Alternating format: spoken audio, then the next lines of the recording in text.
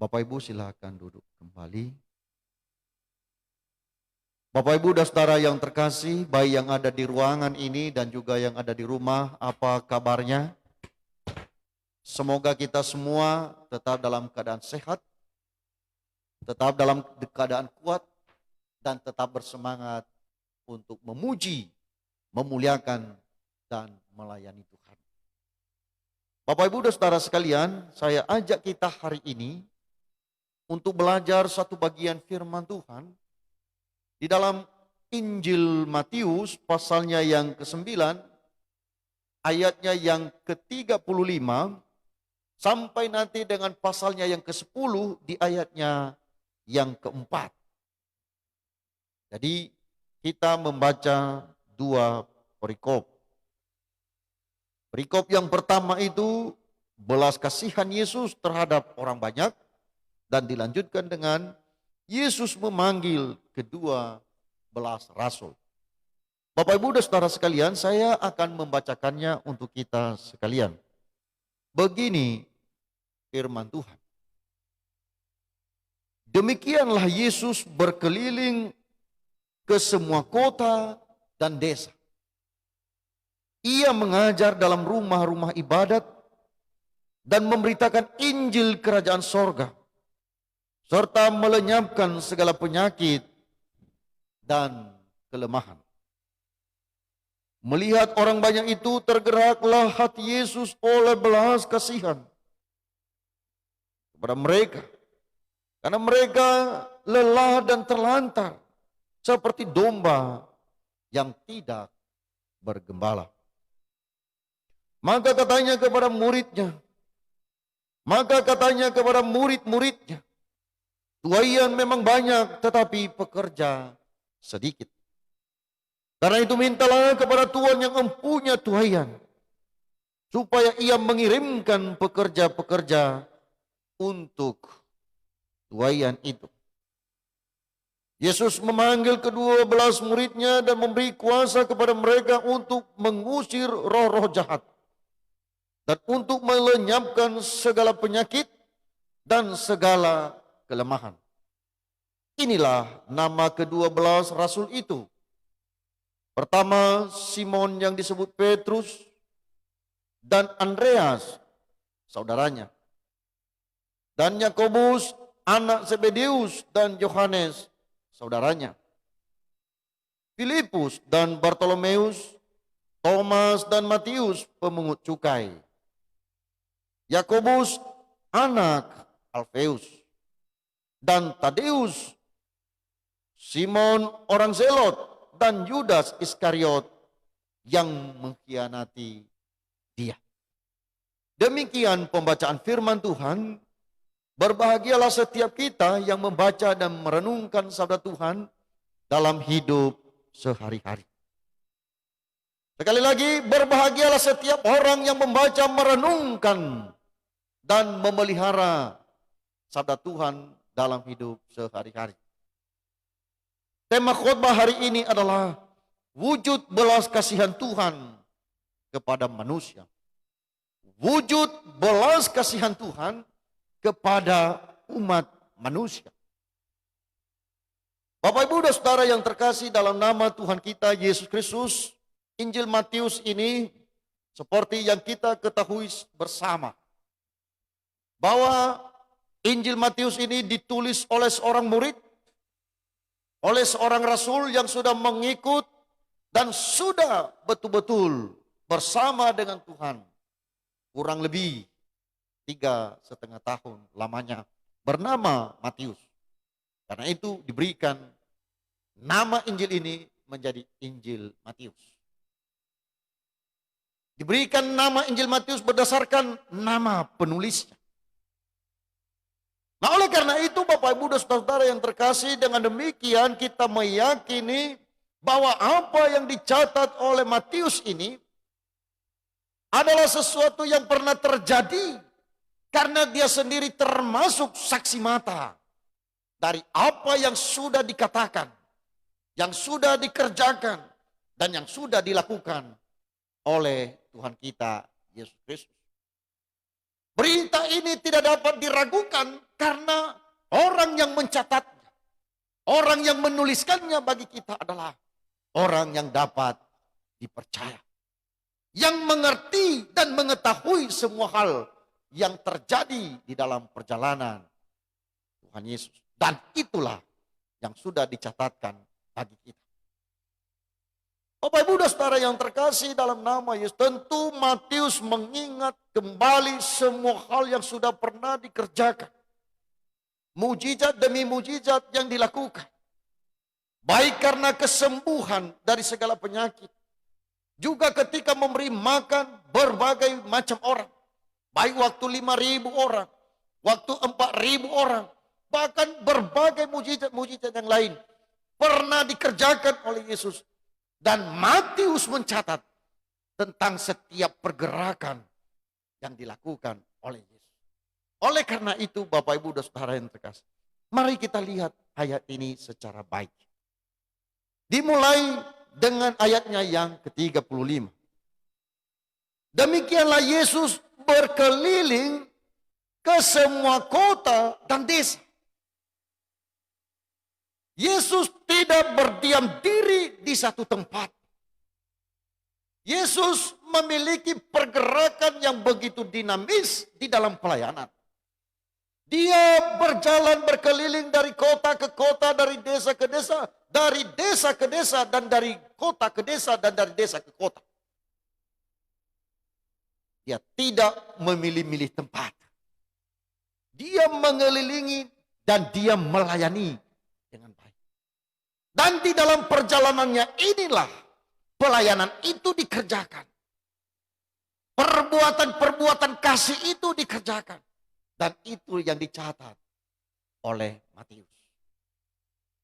Matius mencatat yang pertama bahwa Tuhan dalam wujud kasih-Nya itu, Tuhan mengajarkan kebenaran.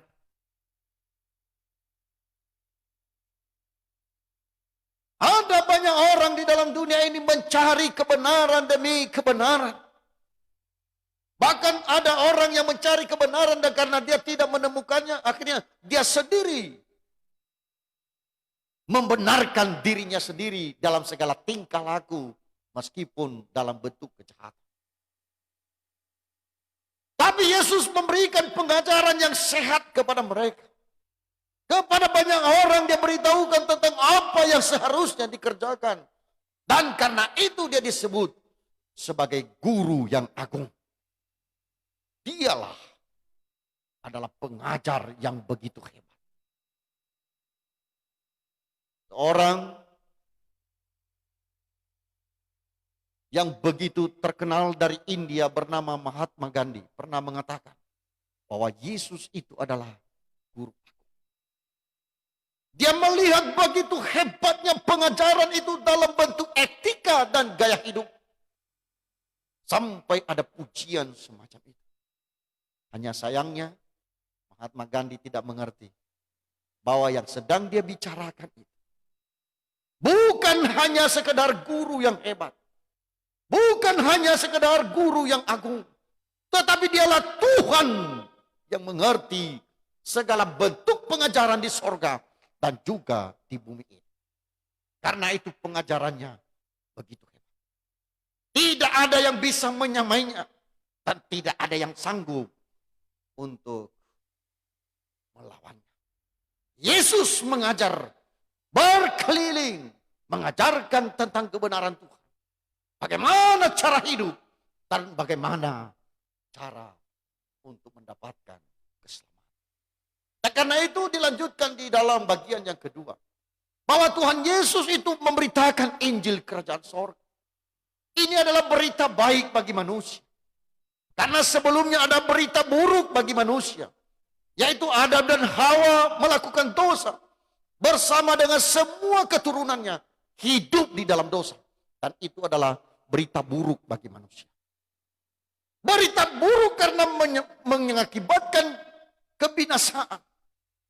Berita buruk karena mengakibatkan kematian. Berita buruk karena manusia akan dihukum oleh Tuhan. Tetapi puji Tuhan, Oleh anugerahnya Tuhan Yesus memberitakan Injil Kerajaan Sorga. Disampaikan kepada dunia bahwa masih ada jalan keluar dari semua dosa dan pelanggaran umat manusia. Ada berita baik, ada jalan keluar di dalam diri Tuhan kita, Yesus Kristus. Itulah Injil Kerajaan Sorga. Dia memberitahukan tentang dirinya yang sanggup untuk menolong umat manusia. Yang sanggup memberi jalan keluar. Mulai dari kelahirannya sampai pada detik kematiannya. Berita Injil disampaikan. Karena itu Bapak Ibu dan saudara yang terkasih dalam nama Yesus. Injil Kerajaan Sorga itu sudah sampai di berbagai belahan dunia. Dan kalau masih ada orang yang tidak mengerti Injil, itu berarti tanggung jawab hamba Tuhan. Tanggung jawab gereja. Tanggung jawab orang Kristen. Masih ada yang harus kita kerjakan. Dan itu berhubungan dengan bagian yang keempat nanti. Jadi Bapak Ibu dan saudara yang terkasih dalam nama Tuhan kita Yesus Kristus. Yesus memberitakan Injil Kerajaan Sorga. Bukan hanya sekedar hidup baik di dalam dunia ini. Tetapi ada kehidupan di dalam kekekalan. Ada kerajaan yang lain di luar dari kerajaan di dalam dunia ini. Yaitu kerajaan sorga yang dinantikan oleh banyak orang. Dan karena itu, puji Tuhan bahwa orang Kristen diberikan jaminan oleh Tuhan bahwa kita bisa masuk ke sana dengan percaya kepada Tuhan. Bapak Ibu dan saudara yang terkasih, bagian yang ketiga yang disampaikan kepada kita. Bahwa Tuhan Yesus itu juga menyelenyapkan, menyembuhkan segala penyakit dan kelemahan. Ada orang kusta sudah disembuhkan. Ada orang lumpuh sudah disembuhkan. Ada yang sakit ayan disembuhkan oleh Tuhan. Yang sakit pendarahan pun juga disembuhkan oleh Tuhan. Bahkan yang mati sekalipun dibangkitkan oleh Tuhan. Karena itu Tuhan Yesus melenyapkan, menyembuhkan segala penyakit dan segala bentuk kelemahan. Termasuk memberi makan banyak orang. Karena dikatakan ada orang yang sepertinya tidak ada gembala. Manusia yang begitu banyak yang dilihat itu. Seperti domba yang tidak bergembala. Jadi Bapak Ibu dan saudara yang terkasih. Tuhan Yesus menjadi gembala yang baik bagi kita. Gembala yang agung bagi kita. Bukan saja hanya menuntun kita ke air yang tenang. Bukan saja hanya menyediakan rumput yang hijau. Tetapi dia juga memberi kepada kita segala hal yang kita butuhkan. Dan dia jamin keselamatan kita. Karena dia adalah Tuhan yang hidup. Dialah yang sanggup melenyapkan segala penyakit. Menyembuhkan penyakit. Melenyapkan kelemahan. Dan semua keletihan umat manusia. Karena itu dia pernah berkata, marilah kepadaku, hai kamu yang letih lesu dan berbeban berat. Aku akan memberikan kelegaan. Bagiannya. Dan lihatlah Bapak Ibu dan saudara dalam percakapan selanjutnya. Karena memang mereka dalam perjalanan itu melihat ada banyak orang. Lalu Yesus mengatakan kepada muridnya, lihatlah. Tuayan ini memang banyak tapi pekerjanya sedikit. Pekerja sedikit, inilah fakta yang disampaikan oleh Yesus. Pelayanan itu begitu banyak. Manusia yang membutuhkan keselamatan begitu banyak. Manusia yang sedang menuju kebinasaan ada banyak. Dan karena itu dibutuhkan penuai-penuai yang hebat. Dibutuhkan penuai-penuai yang betul-betul bergantung dan bersandar kepada Tuhan. Yang betul-betul siap melayani Tuhan dengan segenap hati. Nah, karena itu Bapak Ibu dan saudara.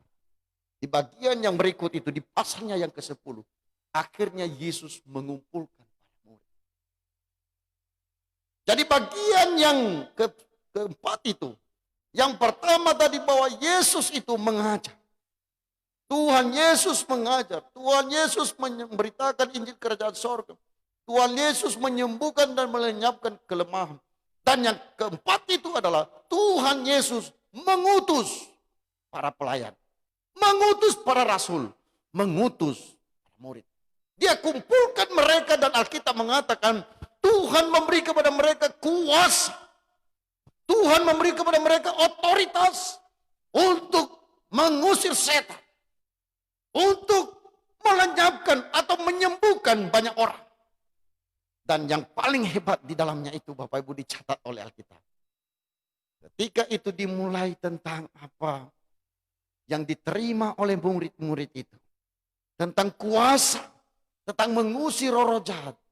Dan di dalamnya juga Yudas Iskariot juga tercatat di dalam. Jadi di dalam bacaan kita ini kita mengerti bahwa Yudas pun juga mendapat kuasa itu. Yudas pun mendapatkan otoritas itu. Sudah diberikan oleh Tuhan kepadanya. Karena itu ayat yang keempat itu kita ingat baik-baik. Simon orang Zelot dan Yudas Iskariot yang mengkhianati dia. Perhatikan Bapak. Rupanya di dalam perjalanan pelayanan itu juga ada orang yang berhasil. Sama seperti Yudas ini. Tetapi pada akhirnya dia menjadi. Yesus bukan hanya sekedar untuk mendoakan supaya ada banyak orang yang datang untuk menjadi pelayan-pelayan Tuhan. Tapi Yesus sendiri mengumpulkan banyak orang dan setelah itu diperlengkapi dan setelah itu mereka diutus dan dipelihara di dalam kehidupan mereka. Oleh karena itu Bapak Ibu dan Saudara yang terkasih. Dari bacaan ini ada banyak hal yang harus menjadi pembelajaran bagi kita. Yang pertama, bahwa kita harus betul sungguh-sungguh percaya bahwa semua hal yang disampaikan oleh Yesus bagi kita di dalam Alkitab ini adalah kebenaran mutlak yang tidak dapat diganggu gugat. Jadi jangan sampai ada orang yang tidak lagi percaya kepada Alkitab. Kebenaran yang sungguh-sungguh, kebenaran yang tidak ada duanya, dan kebenaran yang betul-betul memerdekakan. Yang berikut, bahwa Injil kerajaan sorga sudah disampaikan kepada kita. Tentang kehidupan Kristus, baik waktu dia dinubuatkan akan lahir. Ketika dia lahir menjadi Immanuel, dan sampai pada detik kematian dan sampai bangkit. Dan dia berjanji akan datang kembali. Berita Injil itu kita sudah percaya. Sekarang kita sedang menantikan kedatangan Tuhan. Kedatangan Tuhan menjemput orang-orang yang percaya kepada. Begitu juga dengan kita sekalian yang memiliki sakit penyakit dan kelemahan tubuh hari ini. Datanglah kepada Tuhan dengan kesungguh-sungguhan. Minta pertolongannya. Minta anugerahnya. Minta otoritasnya dan kuasanya. Sampai dia melenyapkan segala penyakit. Menyembuhkan penyakit. Dan melenyapkan segala kelemahan dan kekurangan. Kita memiliki banyak pergumulan akhir-akhir ini. COVID-19 masih dalam bentuk momok yang menakutkan di tengah-tengah masyarakat. Sudah ada vaksin, tapi juga masih diperdebatkan. Begitu banyak kemajuan di dalam teknologi kesehatan. Tapi rupanya COVID-19 masih tetap ada di antara orang-orang yang kita temui dan kita tidak tahu siapa yang sudah terpapar, siapa yang tahan, dan siapa yang sedang menuju pada kematian karena COVID-19. Dan karena itu kita hanya kembali kepada Tuhan. Supaya kita diberi kekuatan dan kesehatan pemulihan, masih ada waktu bagi kita untuk memperbaiki segala kekurangan dan kelemahan kita selama ini. Begitu juga dengan bagian yang terakhir. Gereja yang maju, gereja yang hidup adalah gereja yang mengutus. Gereja yang mempersiapkan hamba Tuhan. Gereja yang mencari jiwa. Gereja yang bersungguh-sungguh di dalam Tuhan. Supaya nama Yesus dipuji dan dipermuliakan. Dan ada banyak jiwa dimenangkan bagi Tuhan. Dan ketika ada orang yang bertobat, Alkitab mengatakan, oh malaikat di sorga bersorak-sorai. Oleh karena itu Bapak Ibu dan Saudara, apa yang menjadi fokus hidup kita di tahun ini? Adakah kita peduli dengan tuayan-tuayan itu? Adakah kita peduli dengan orang-orang yang sedang binasa? Ataukah kita membiarkan mereka? Tapi khusus kita sekalian, jemaat GKSI Antioquia Jakarta, mari terus bersungguh-sungguh untuk mengembangkan gereja ini. Supaya ada banyak gereja boleh didirikan. Ada banyak pos pelayanan yang akan didirikan. Dan ada banyak hamba Tuhan yang kita utus untuk menjadi pelayan Tuhan dan membawa jiwa bagi kemuliaan namanya. Itulah wujud cinta kasih, belas kasihan Tuhan bagi orang-orang yang sungguh-sungguh dikasihinya. Dia beritakan kebenaran. Dia beritakan Injil Kerajaan Sorga. Dia juga menyembuhkan dan melenyapkan segala kelemahan. Dan setelah itu dia mengutus banyak orang. Supaya sebanyak mungkin orang benarkan Injil dan mereka diselamatkan. Kiranya apa yang menjadi fokus Tuhan, itu juga menjadi fokus kita sekalian.